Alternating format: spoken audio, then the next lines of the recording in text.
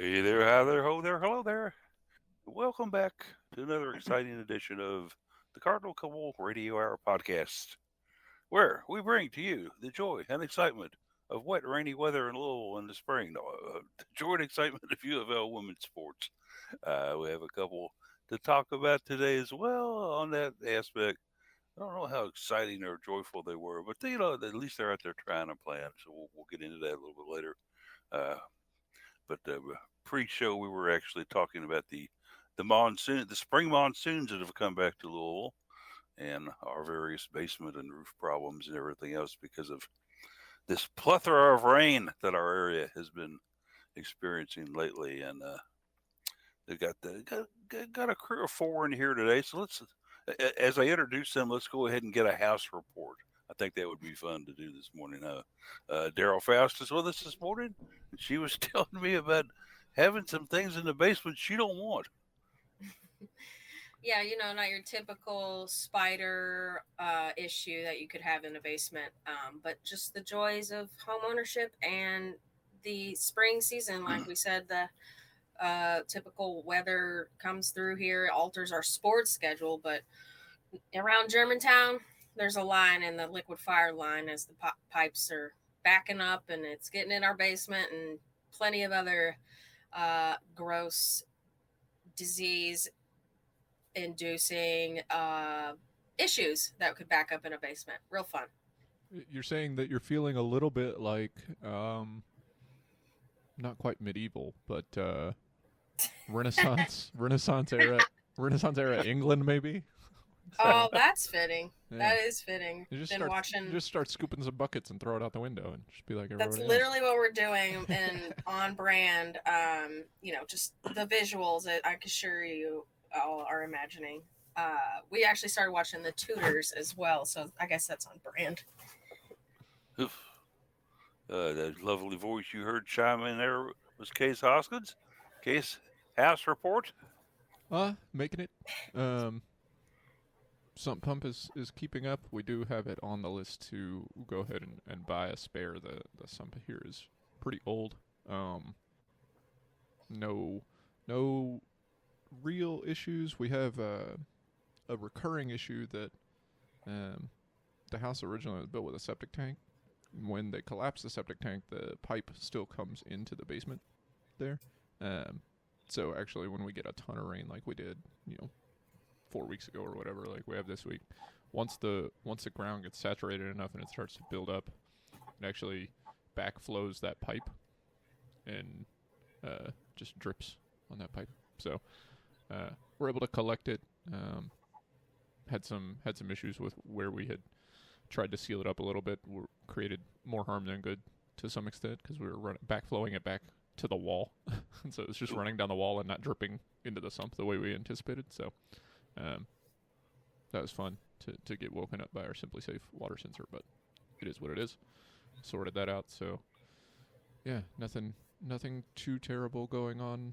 Knock on wood, but we'll figure it out.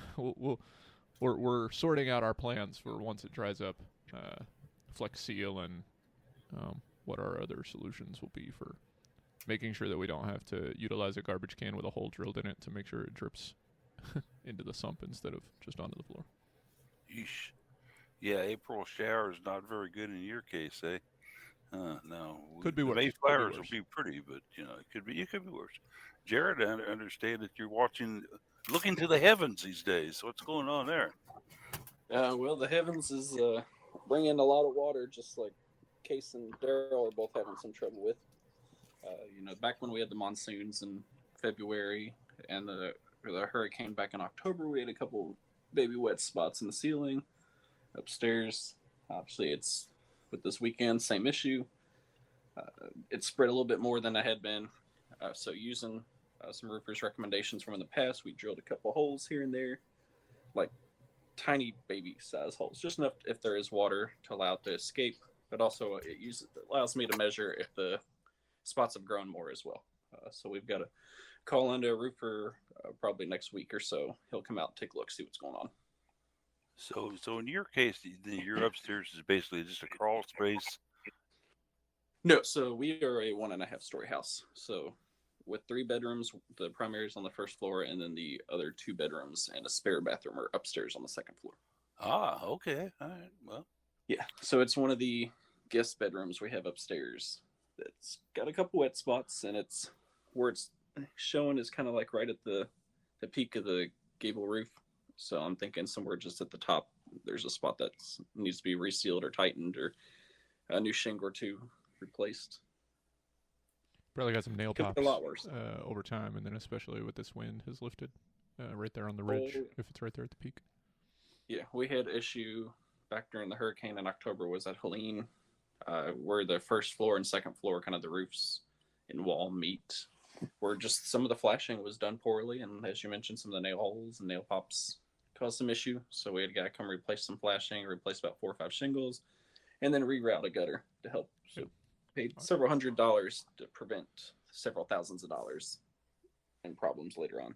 Yeah, our first house was a 1.5 story, had a very similar issue with the roof right there at the flashing, like you said, coming up against where it joins. So that's definitely one you got to watch out for. Oh, the joys and excitement of ownership. Yes, indeed. But also, how often are we getting 8 to 10 inches of rain in a week? Yeah, you don't see that every day around here for sure. It's a circumstance that it's just kind of ridiculous. I can remember all the way back when in the 90s, it was in 97, we had that flood that hit us really hard. It was right around there, and I was working for a company at the time that had their warehouse basically down off of River Road on Adams, and it was up on a rise. It was up on a little hill. Adams was completely covered with water, and it turned into like a tributary of the Ohio River. Water was just flowing down Adams full stream, and we were able to drive through it to get to the warehouse. But really, there wasn't much we could do beside that because it was just ridiculous. And then we were out there kind of watching it go by one time because we still had to show up for work, but there's nothing really we could do. And we saw a rat perched on a log floating down Adams Street. And I was thinking to myself, well, either he's a member of the Young Pioneers Club or he's stranded and scared shitless, right? Fortunately, we haven't had a whole lot of problem here. Just a little bit of leakage in our basement.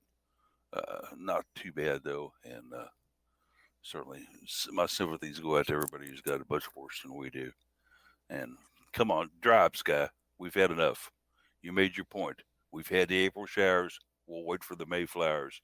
Don't do any more to us, please, I ask you. I mean, at this point, I think we've almost reached our annual average on precipitation. Yeah, it's ridiculous. From the giant snowstorm to the 2 giant rainstorms we've had so far. I mean, it's been wet out there.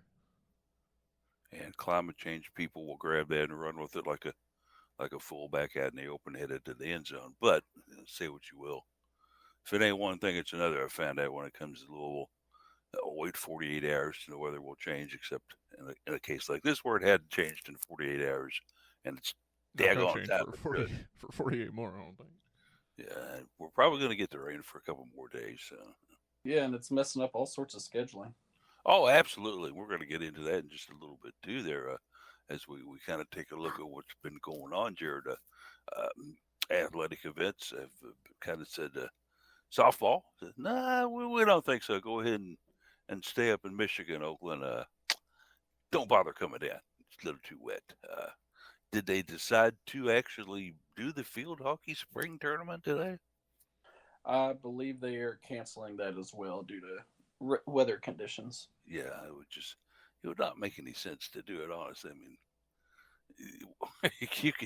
you cannot hit a field hockey ball as well in a puddle of water as you can on a dry surface. And lacrosse, they're actually out of town, I believe, in Virginia. Yes. But I haven't seen a forecast out there. It would not surprise me, though, if they are not getting some of the same kind of weather we are. Yeah, I suspect they're getting wet if they're playing that game. So what does that basically leave us with? Well, let's go ahead and talk about some other sports and these sports and speculate a little bit as we can kind of, I guess, go back and started at.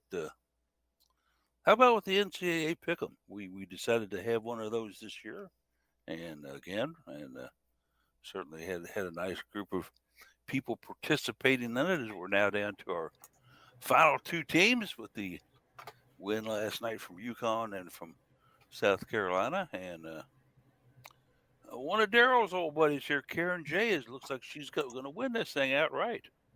I know. She knows what she's talking about, doesn't she? She does indeed. Kind of give us a background and a scenario on her and her what she's got going on with her. Oh yeah, she's super knowledgeable, big U of L fan.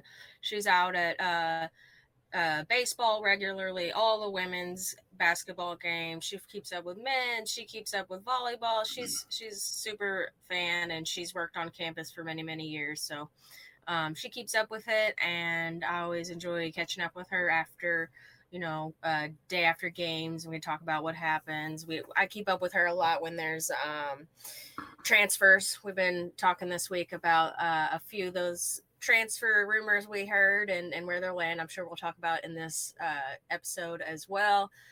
So she's a super fan, and I'm glad that she participates in our pick'em each year, and she's really good at it. So I tried not to look at her picks before I make my own, so that way there's no bias.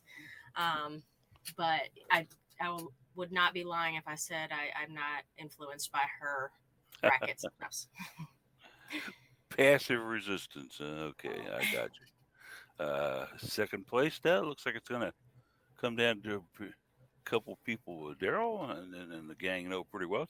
Thomas is in there fighting for second place, and also Tim F. fighting. Whoever Tim F is, my dad's name is Tim F. So I was like, wait a second. It's not Daryl's dad, Tim F. That's okay. Because I was gonna say. Okay. This comes in from the Case contingent, as they are tied at 52 points. And but in case I'm understanding there's no need for a tiebreaker here on this one because they both have picked opposing champions. So who is Thomas cheering for? That's right. It'll be. Let me pull it up real quick because I know one of them's got South Carolina, the other one's got UConn. So it'll really just come down to the game tomorrow, and my picks. While I'm riffing here, I will not will not get too far into mine. But I think I had UConn, South Carolina. I did not have the juice. I thought UCLA had something going, and last night they did not have anything going. No. So Thomas has the South Carolina repeat. Against who? Did it say? Well, I can see who had it. I mean, it doesn't. I was just picking between who will win. Thomas has South Carolina repeating. Tim has UConn taking the win there. Thomas did have them versus South Carolina, I believe. Oh no, he had South Carolina versus NC State. So Thomas had a little bit too much faith in the ACC. He could have taken second already, if he had believed in UConn, but.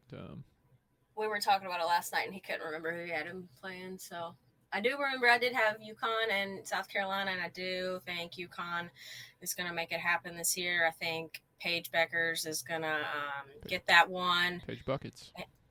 Yeah, she's a lot of fun to watch, and UConn has a lot of options, and they proved that when they beat the overall number 1 seed by 34 points last night. And I think Gino wants to get that final title, and I think it'll ride off into the sunset. At least that's what I'm hoping for. And that was just an amazing win too, and boy, they just left no doubt about they wanted to go to the final game, did they? They were incredible. UCLA couldn't do anything. Their only option was going underneath, and they still had 2 or 3 players on bets right there. So it was a hard-earned baskets for them. Was it could be unfortunate for Thomas. That NC State pick could come back to haunt him quite a bit. I shouldn't have pointed out. He's on pace to go from he could go from second all the way down to fourth. Kenny S has 51 points and also has UConn picked. So he and Thomas could tie at 52, and then he could swoop past him on the tiebreaker. But We only pay out first and second in this event, so that is true. Yeah. That's just for bragging rights. And I will be sending an email to Karen, or if you happen to talk to her, Daryl, see what her druthers are here on the card. That's another restaurant, by the way, from years ago. Whether she wants a card from Cracker Barrel or she wants a card from First Watch. Both very fine areas to dine. I enjoy both immensely when I get out. So, Jared, in the other game, well, South Carolina said that they, at the start of the season, they were going to repeat, but nothing's proved them wrong yet, has it? No, they've at times looked unstoppable. I know Texas was giving them some fits early on there in the first half, but went into halftime, and Don Staley, with some game plan changes and alterations, came out that third quarter absolutely dominant, and then they were kind of able to cruise their way a little bit down the stretch to get that win over Texas, who is no walk in the park either. Yeah, Vic Schaefer has done a really fine job with Texas this year as well. Of course, coming over from Mississippi State a couple years back and taking over that program, and having stated at the time he was happy to be getting out of the SEC. Well, guess what, Vince? You're back in it. But yeah, he should have had another Final Four loss on his resume a few years ago. Mm-hmm. Yeah, that was the foul on Maisha Hines-Allen that never got called. I'll remember that game until the day I die. We were up in Indianapolis watching that, and Jared had better seats than we did in this little photographer nest there. As I was higher than the flags in the arena. Put it. Yeah, I was getting vertigo. You saying I had a better seat isn't really saying much for that game. Yeah, but we were so high up there, we were actually watching it on the closed circuit TV inside the booth. We couldn't hardly make out anything below, and was very disappointed in the way they handled that. But still, they're getting money to attend this event from many very excited people. The media don't mean crap in an event like that. Let's stick them somewhere where they can watch it. At least the media meals were pretty good, that I remember. But oh yeah, they did roll out the feed bucket for those. But okay, so we're looking at it then, and I guess when you look back and common sense being what it is, when you take a look at where South Carolina and UConn are right now, they probably would have been prohibitive favorites. I never saw any odds to win the championship on any of the teams at the start of the season, but I would have to guess that UConn and South Carolina were up there very, very, very, very low in the percentage, like 3-1 to win, 4-1 to win, something like that. Because face it, you got two powerhouses there, gang. Yeah, you've got two either current or soon-to-be Hall of Fame coaches that are great at basically reloading. They don't even have to do rebuilds. They just reload every year as the players graduate and go to pro. Obviously, for Gino, having a healthy Paige Buckers makes a massive difference versus when she's been hurt off the court, and what you could say was a down year or so for them. But Dawn Staley, I mean, she's lost so many players that have gone to the WNBA draft over the last 2-3 years that, vying for a three-peat outside of the UConn days, that's almost unheard of. Yeah, and then you had all those players from back in the day showing up to watch these current South Carolina Gamecocks. It's just a huge full circle moment of the brand that Dawn Staley has down at South Carolina. It was who was in the stands? Leah Boston, Asia Wilson, and then on the UConn side you had Brianna Stewart, who's a legend in her own right. So this matchup tomorrow, I'm really looking forward to it. It's going to be a battle. Should be a fun game to watch indeed, and we'll see how the overall muscle and strength of UConn that they have, which is pretty incredible, goes up against the smarts and the ability to adapt to game situations of Dawn Staley. It's Oriema versus Staley, and boy, if you were going to pick the two top coaches in college basketball on the women's side right now, I don't think many people would laugh at your choices if you put those two as the top two up there.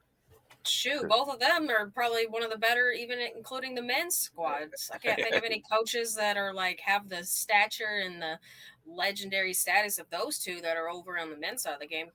That's a very good point, Daryl. And I am just trying to think of myself. We certainly don't have any here locally, do we? We got some that are trying to get there eventually, I think, but no, not yet. And it's some people would make it try to include Jeff Walls into this equation of maybe a top 5 coach in the women's college basketball scene. But I gotta wonder. I don't think he's done quite enough to post his resume as a top 5 coach. He hasn't won a title. Sure, he's been to Final Fours, and we'll give him that, and that's great. He gets good talent every year, but then in recent years, he gets good talent and he loses good talent. It's kind of like the door works both ways, Come on in, or you're leaving by.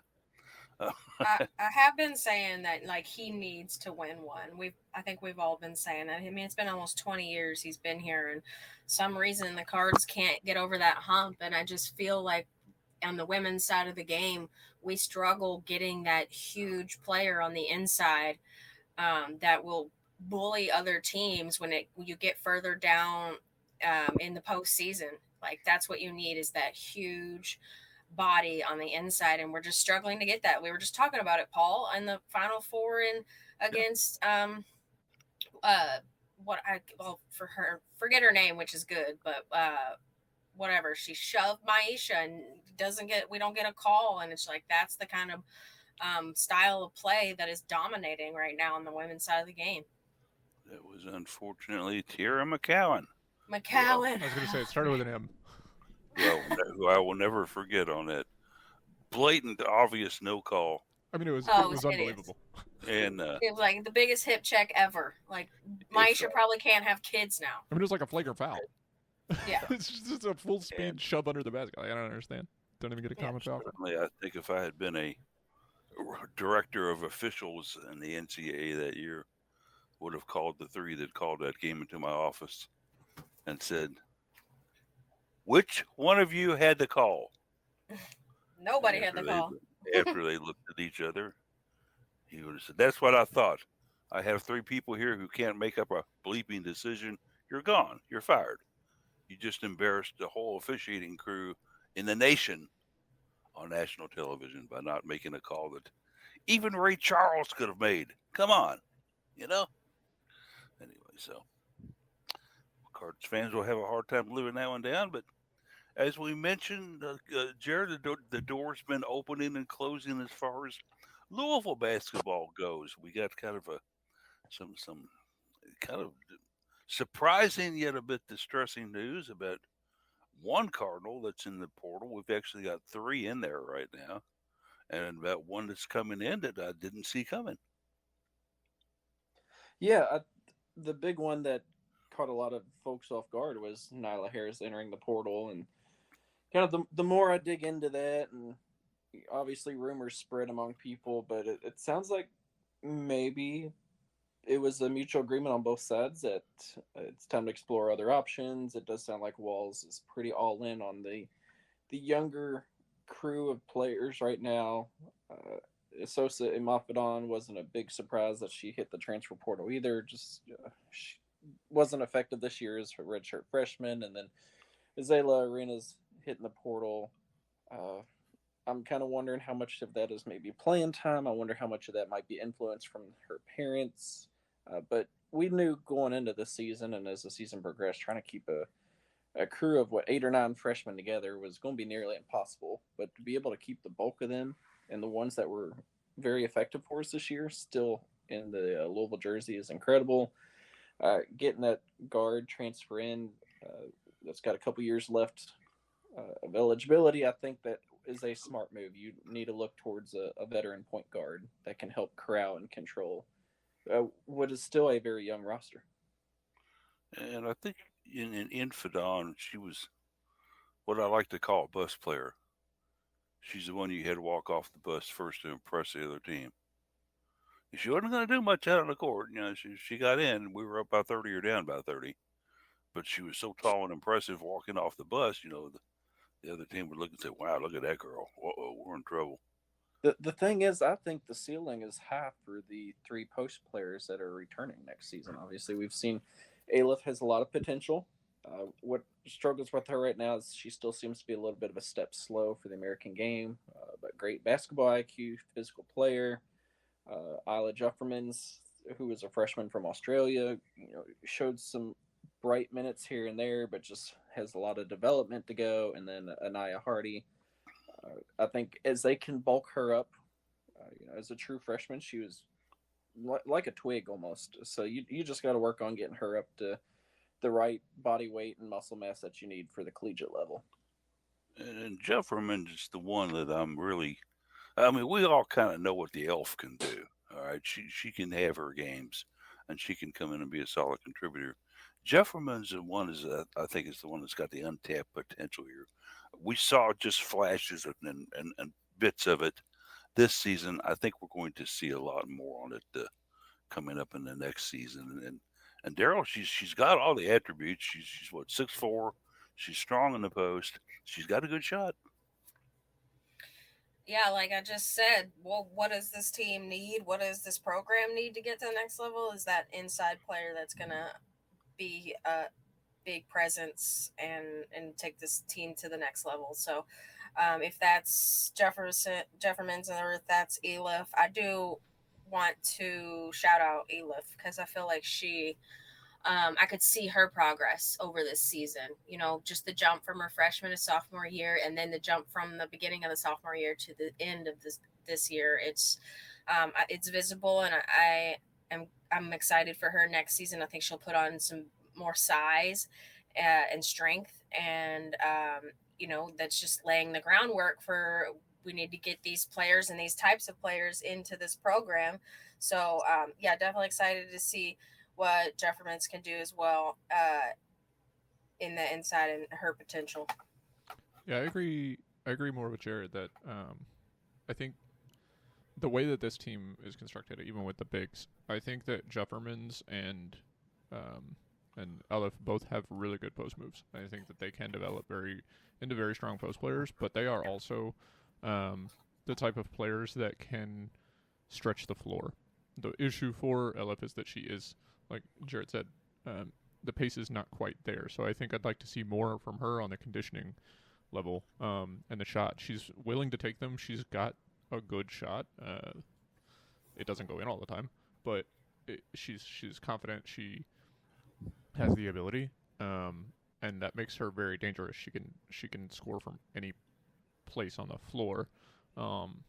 Jeffermans, I think, has that too. It's kind of the Eurobasket concept, even though Jeffermans is from Australia, but thinking about FIBA as opposed to American basketball, just style of play. And then if Anaya Hardy can build that strength and become an imposing post player, I think that's where you can find success. It's where this Louisville team has found success in the past. You think about Sam Fearing just being very strong in the post. Kylie, why can't I think of her last name? Kylie Shook. Emily Inkster could go in that same. Well, she was more of a power forward, but she was so physical on the inside that even though she didn't play that 5, she added a lot to the post. Hines Allen, Cochran. You talk about players that are really strong in the post, and when you also have another tall post player that can then step out and shoot, it makes you a lot harder to defend as a team. When Stanford knocked Louisville out of the tournament a couple of years ago, they were just long everywhere. And that can work, but it doesn't have to be. If you have the ability to control the opposing team's lineup construction and how they're putting people on the floor, if you put multiple bigs on the floor and they're fast, right, the opposing team kind of has to respond or you're just going to dominate them in the post. But then if they put bigs in and their bigs can't match up with your bigs and LF or Isla steps out and starts knocking down shots, then the opposing team is like, like what? What do you do if they go small You're ball? not Then supposed you've to do got the that to us. post. You've got the post. You got the post advantage. So I think the roster construction is on its way. The guard room is getting a little thinner. Lost a lot to transfer, or lost a lot to graduation. And then I was a little surprised. I think maybe it was because she sees success in the California schools and wants to might maybe go closer to home. A surprise for Arenas to transfer, given that she was getting good minutes and there was going to be even more of an opportunity next year. But we'll see. I'm very excited by what Roberts and Barry showed in their freshman season. And then let's also take a look at, gang, if we can, about the incoming, who came in the indoor. And that would be one Skylar Jones, who comes to Louisville from the University of Arizona, 6-foot guard, and will be a junior coming into the 25-26 season. Actually had quite a auspicious start to her career as a freshman with the Arizona Wildcats. She was named to the Pac-12 all-freshman team. And also as a sophomore, she started 25 games and averaged 10 points a game. And I guess maybe the one that I think Case mentioned in his article, and we kind of looked at and when our eyes popped at, is when she put 30 up on TCU on Haley Van Lith and company. And that had to be impressive to Jeff Walls, as you said, because when we played them, the only one who could score against them was Jada Curry. So the Horned Frogs, of course, had a very talented team. But so let's discuss this Skylar Jones a little bit, gang. What's she going to bring to this program? What are we looking for here? First, she's a veteran player. She's got 2 years of college ball under her belt. You got to look at most of our roster just finished their first season, and a lot of those freshmen, a majority of the freshmen did not see time on the court every game. So that's they're a sophomore, but they still have a lot of development to go. So having the kind of more of a veteran, a leader player that can step up, especially as a hopeful point guard. I think the point guard position has maybe become a little undervalued in the recent years, but just the ball or the court vision and the ball control is a big thing, and that may have hurt Louisville at times last year when Jalea Williams and Jada Curry were both on the bench in foul trouble. Anyone else want to weigh in on Skylar here? What can we think to expect out of her? I'll be excited to see the rest of how the guard room gets filled out. She's a combo guard. She could play both positions. I'm curious to see whether Taj Roberts, who can do both. We saw her take the point. She made some freshman mistakes last season, but we saw her take the point. She was able to distribute, but she's also able to score. I'll be curious to know if the goal is for her to move into more of a distributor role, more of a Dana Evans that has the pop and can score when you want, but also is primarily a one guard. Or if the thought is to move her more like Durr and have her just be the person that you want to shoot. You can get her the ball. And so with Jones, I think she's shown the ability to play both positions, and so I want to know what the what other point guards are going to show up on the roster, or guards that can ball handle effectively, to know kind of where we're going to end up. Right now, we've got a lot of scoring threats, but we need somebody to be able to distribute the ball. And to Jared's point, when you depend on just one or two players to do that, if they get in foul trouble, if Taj Roberts gets in foul trouble, or the conditioning's not there, or she takes a minor knock, and you're gonna be without her, then you've got to have somebody else that can distribute. And the guard door definitely opened for Louisville, the outdoor, as Jada Curry's gone now. Jalea Williams is gone now. Marissa Russell, who was really highly underrated or highly underused her first several years here, and then came on and kind of did some things her final year. She was one I expected to transfer out, honestly, guys, but stayed the course, uh, and got her graduation, and then also Azalea, as you mentioned, leaving. But so, what do we got left in the guard contingent that was on the roster last year? Who do you have here? You have basically, I don't know, Amari Berry, Taj Roberts, and then of course a couple of guards who didn't see a lot of time for us in Reagan Bender and Rebecca Graves. And Graves is the one that she was the last addition to the class, the last come in. What did Walls basically see in her to bring her on his roster? Uh, without being able to see what she can do, it's very hard to tell because she was a walk on and took a red shirt this season. So I don't want to say, oh, he saw this or that in her because I truly don't know without asking Walls and if he's willing to give an answer on that. But it's, maybe there's she provides something with the team atmosphere, with the locker room atmosphere. You never really know. Maybe it's not always about how good they are on the court as much as how they can unify a team off the court. That's a very good point, dear. And maybe that's going to be her role. We can't say for sure, but we're certainly going to wait and see how she plays into the scheme of things, as they like to say, and fills out this team. So, what other things do we want to cover on basketball before we move down the pike here, gang? Good luck to Becky Burke. Buffalo is playing in the NIT championship later on today against Troy. So always great to see former Cardinals go on and do great things. Yeah, and you got to love that for the Becks because she has really paid her dues as far as coaching goes, and golly, just worked her way up, and then she's got a program up there that believes in her, that she's getting great results out of, and you just kind of hope that it turns out very well for her. And always been loyal to Louisville too, always coming back for things, and always proud to tell people that she was a Cardinal one. Just double B's out there. You just gotta love her. I can still see her running down the court and putting up an uncontested 3-pointer, and Wall slapping his forehead. Why'd you take that shot? Good shot. No, yes. Yeah, it was one of those. Don't do that, Becky. Okay, good shot. Get back down corner defense. So moving on over, I guess, to maybe a little softball then.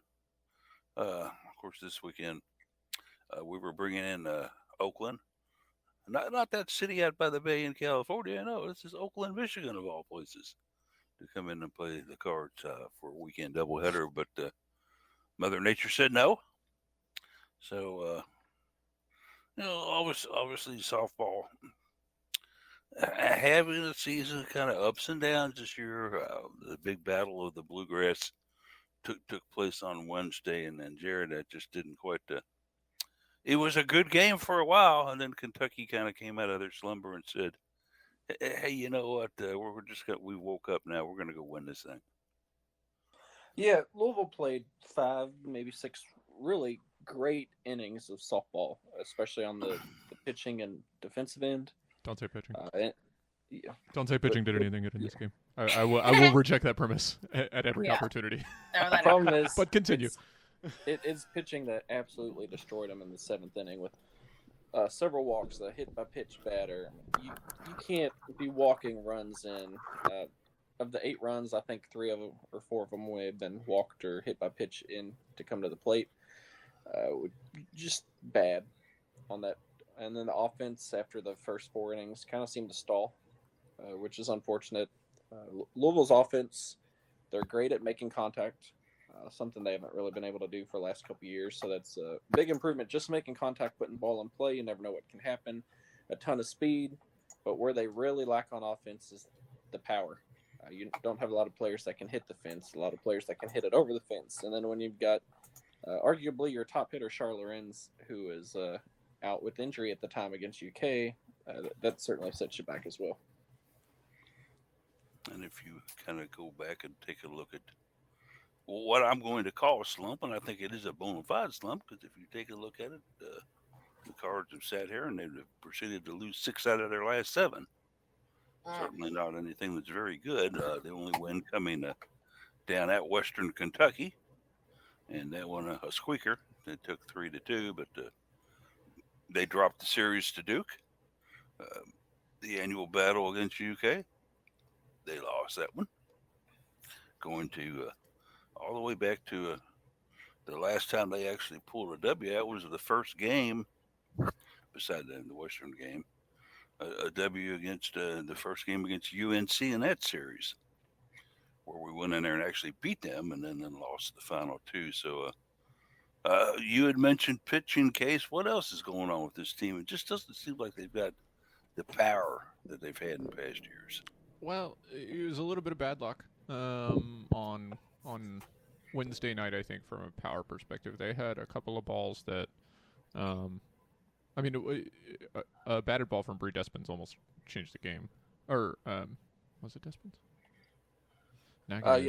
Bree Despines had one. That, Despines, yeah. They said that they were saying that on the broadcast, and I was like, I've been saying this wrong the whole time. But Despines, had one caught at the fence. So I guess I say that as bad luck, but that was just a little bit too little good luck on that batted ball. It carried quite a bit from the wind. I think a major problem, like Jared mentioned in that game against UK, was the lack of Charlotte Lorenz, but also just an untimely, unfortunate game from Easton Lotus. She doesn't have very many over 4 games this season, and had one on Wednesday night. A lot of games, or a lot of opportunities, not necessarily where she would have put runs on the board, but getting Easton Lotus on base, just like getting Chelsea Mack on base, it is a game-changing.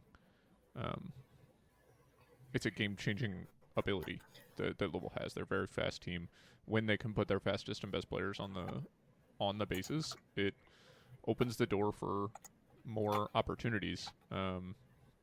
When UK made the switch to Handigas, Louisville needed to be able to play small ball, and they just weren't able to get enough players on base to sufficiently do that. Handigas is more of a ground ball pitcher, which Lawson mentioned in the mid-game interview that was why they made the switch, because they they anticipated that fall was about to get lit up with the high ball pitching in the wind, so made the switch to Handigas, and you saw Louisville's small ball just wasn't effective. The only run they scored after Handigas came in was a home run from Taylor Monroe. So, they couldn't get it going offensively, and then the pitching. I mean, they issued 10 free passes to UK. What do you say to that? Throw the ball in the strike zone, especially when the bases are loaded? Question mark? Like, I don't. And then you've got errors from the pitcher. You've got just some really shocking defensive play in that 7th inning. Bunt single, catches you off guard, whatever. That's a surprise. UK is also a small ball hitting team. The sacrifice bunt is coming. 4 players running for that sacrifice bunt on the second batter of the 7th inning, and then nobody getting out of Despines' way when she fields it. It's like, what are you guys doing? What have you ever fielded a sacrifice bunt before? Like, what? They finally figured it out on the 3rd straight bunt. No, they did. They did the same thing. They just happened to get out of the way. That's why they kept doing it. That's why they kept doing it. It was working. Like, they just, somebody, or Despines, I guess, realized that nobody was going to get out of the way, so she made a better effort to get the throw out. I mean, the fact that, I don't even remember who was on first, but they were still in the way on that 3rd straight bunt. I was like, what is happening? The first bunt of that inning was just bad luck. I mean, the ball literally decided to die in a way that softballs and baseballs very infrequently do. It just parked it on the dirt. And first base play has been hurting as of late. Obviously, Meta Grant's not a quick player, so when there's a bunt involved, she's a bit slower to get there. And then going back to the Duke series, she had some errors and missed a pretty hard ground ball right at her in that Duke series that got her pulled out of the game from Holly. So but I don't think there's a true like first baseman on this roster right now. It's more let's find a utility player that can just field that position for now. Who's the best hitter of our options, and let's throw them out there at first, which is hurting. Because to me, I mean, you've got Allie Alexander's played every single position on the field at this point, it seems like, and she's having a great senior year at third base and even a sneaky good season at the plate. Got to give her credit there. And then I think Easton's a solid second baseman. Yeah. So I think the rest of the infield is good. We've talked about pitching a little bit. I'm kind of worried that the confidence of the pitchers is no longer there. Holly April is quick to pull the plug on pitchers in games, and you can see 1-2 batters in, she may walk back out, yank a pitcher already, and that's really tough with their confidence going into future games. I know we have a lot of pitchers that really thrive on the corners. That's Alyssa Zabala's big thing is the corners, and Sam Boo tries to do that, and they weren't hitting their corners on Wednesday. That hurt. I think Lindsay Mullen comes in. She's got some great off speed and junk that catches players off guard, and I think we really should look at maybe throwing Lindsay Mullen in there a little bit more and giving your other pitchers a break, and let's film against some of your top pitchers too that way. We'll see what happens with them as they proceed on down the road here a little bit, and of course, after the monsoons dry up and the world gets dry again, hopefully we'll be ready to play on the 9th, where we make the trip to Bloomington to take on an IU team, and then it seems like we've been able to win the non-conference ones and get stomped in conference. Certainly that won't help us any. We go to Boston College for 3 after that, and then to Virginia for 3. So you're looking at basically 7 games in a row for the Cards when they do get back to play. I don't want to be a gloom and doom prophet or anything like here, but I can't see us coming out of this 7-game stretch with an above 500 record, and I hate to say it. So Indiana is tough. We play them every single year. It seems like Indiana is definitely a tough ball team. They bring a big crowd too. Yes, and they've had our number over the last few years. So I'm not so confident and feeling good about that one, but I do think Boston College and Virginia are winnable. The problem is you can't settle for 1 win or 2 wins in the series. You've got to go for some sweeps at this point to get back on track, because ACC's tough. We still got Florida State later on in the year, and Florida State's obviously one of the contenders for the title again this season. You played Virginia Tech, got swept by them. You played Notre Dame, got swept by them. Played Duke, got swept by them. But you did win the series against Notre Dame. But that's your only ACC series win. You can't go through ACC and get your butt kicked and finish 250 in the conference and expect to, make the NCAA tournament. It would be next to impossible to do that. But they got their only series winning in the ACC against Notre Dame. Notre Dame is bad, so. Yeah, Notre Dame is not the Notre Dame of old for sure. 17-20-1 so far on the season. They got ruled by Kentucky. They've got more conference wins than Louisville so far, though. So, not conference series wins, but more conference wins. Oh no, they do have more conference series wins than Louisville because no, same number. They beat Virginia Tech. And so that's a big series win, though. Virginia, sorry. Oh. Virginia, who is ranked. So. Yeah, they've snuck in there. I think Virginia may have not had the strongest non-conference schedule, but they did very well during non-conference, and that certainly boosted their schedule and their ranking a little bit just by winning those games. And Virginia's been able to pull off a couple wins in ACC that they weren't expected to. And as we kind of, I think, sew up the rest of the stitches here on the softball and move on into a little lacrosse before the show ends. Certainly talk about the Cards. And once again, we see the syndrome of out of conference. Yeah, we're probably going to win that. In conference, not so good.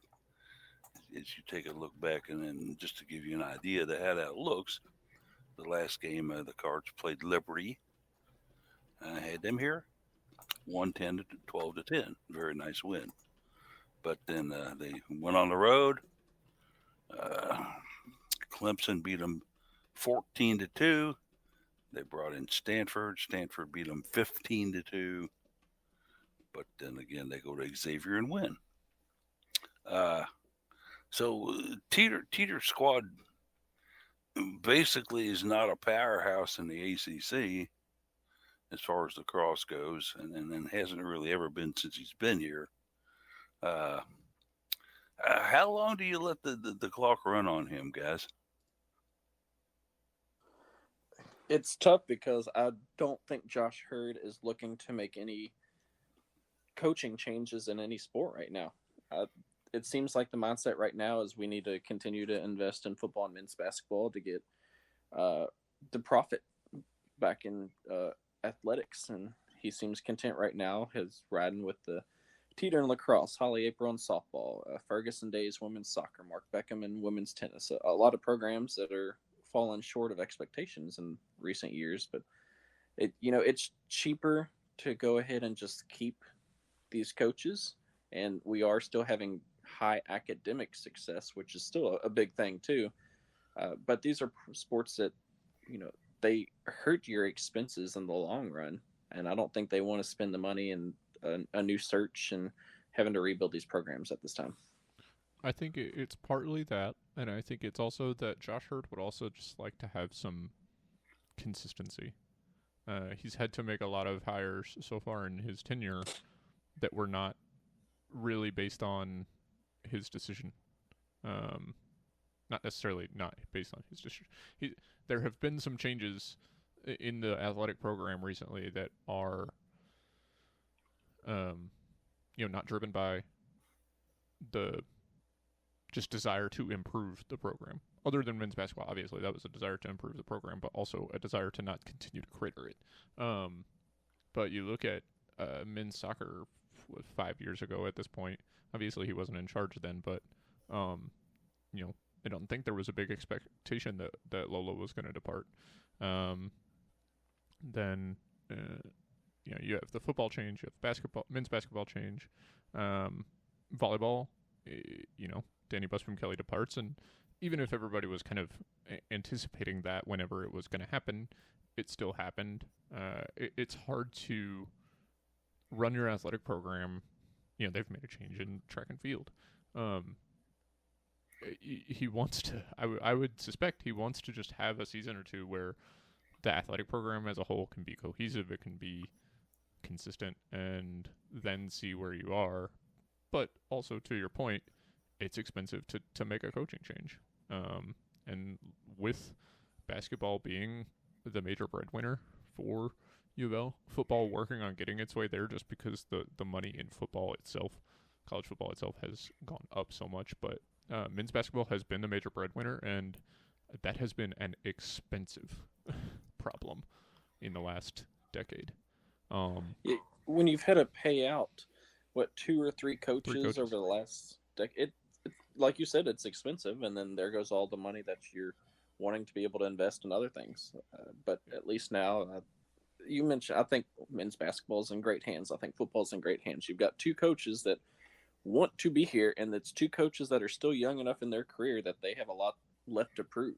You don't have anybody that's content with what they've done in their career that's going to sit back and just let a program fade away, and that helps. But I'm just curious because I think we're going to see some coaches retiring within the next few years. Arthur Albiero is one that kind of comes to mind.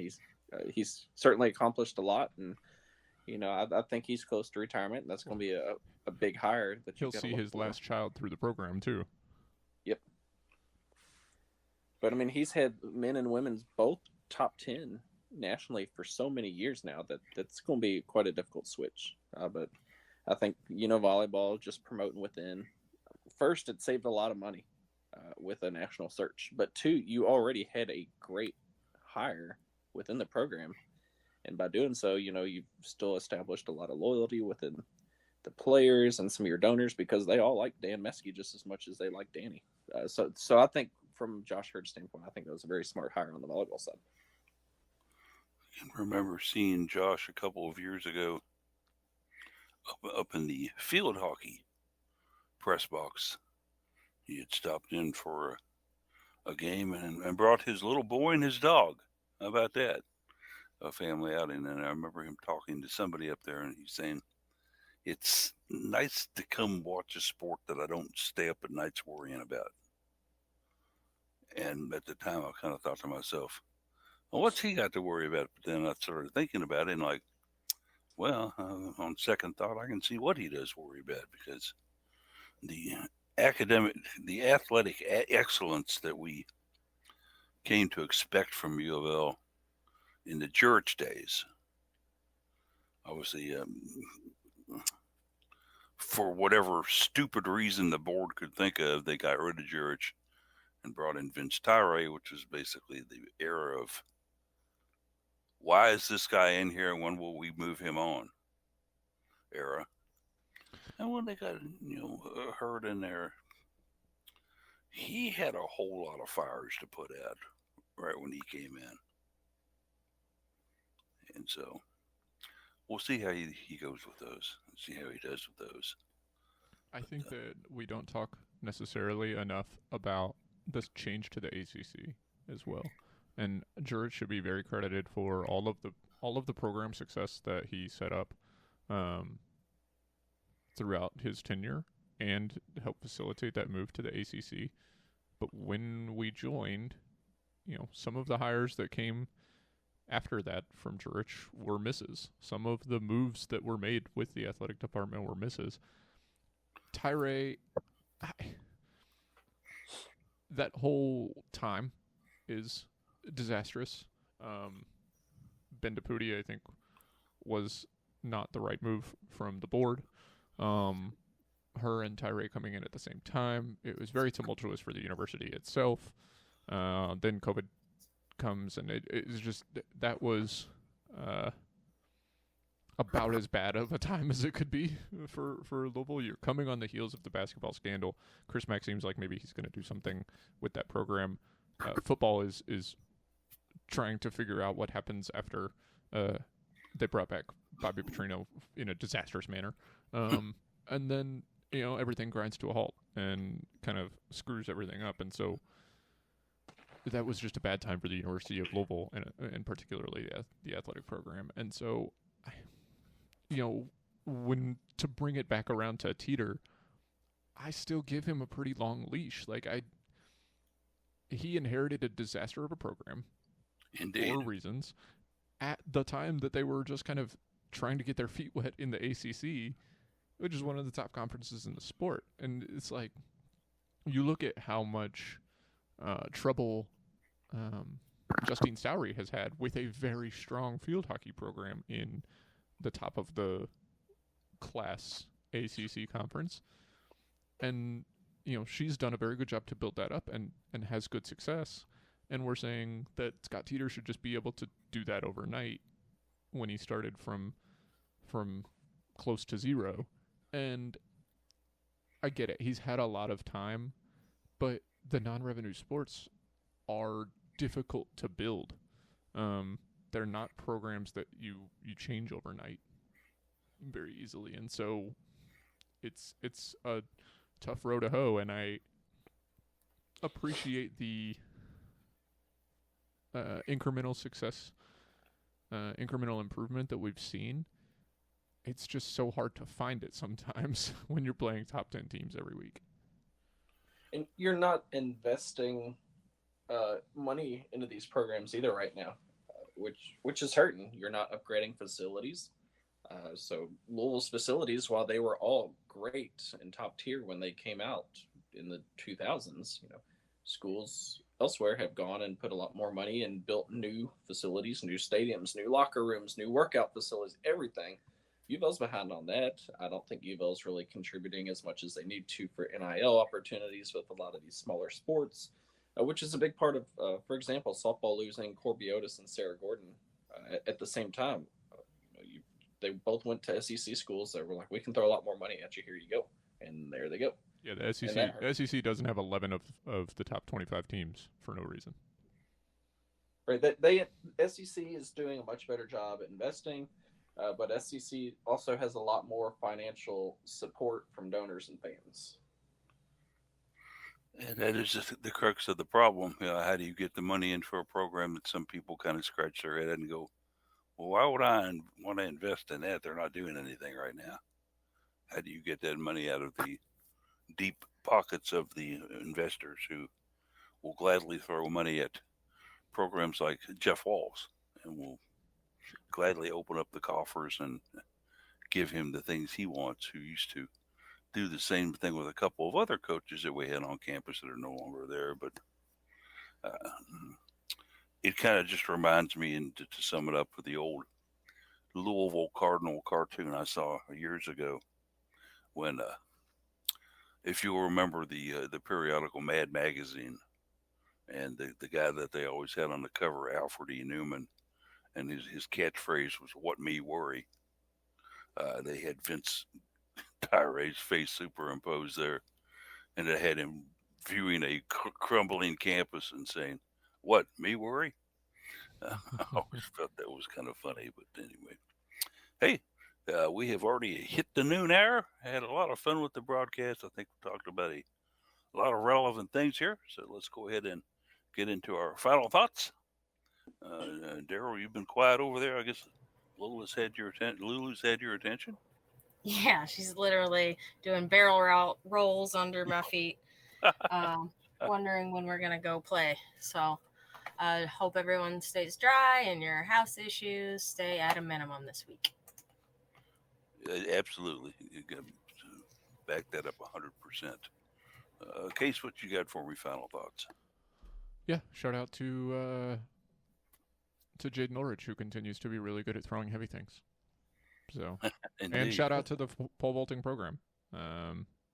Ashley Callahan with another win in that event. So another name to watch for in a really good sport for Louisville over the years. Our pole vaulters have always been fairly decent on campus, going all the way back to the days of Chantel Cross and before then.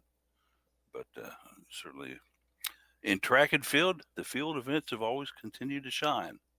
And you've got to love that on campus. Jared, what you got for me, man? Yeah, big congratulations to the U of L men's basketball student managers. They won the manager basketball games national championship yesterday in San Antonio. I always thought that was kind of cool that a lot of these men's basketball teams, the student managers, will form their own teams and play against each other. And then to be able to go on and win the national championship down there in San Antonio and get a lot of the current players to go down with you, and Pat Kelsey down there cheering you on.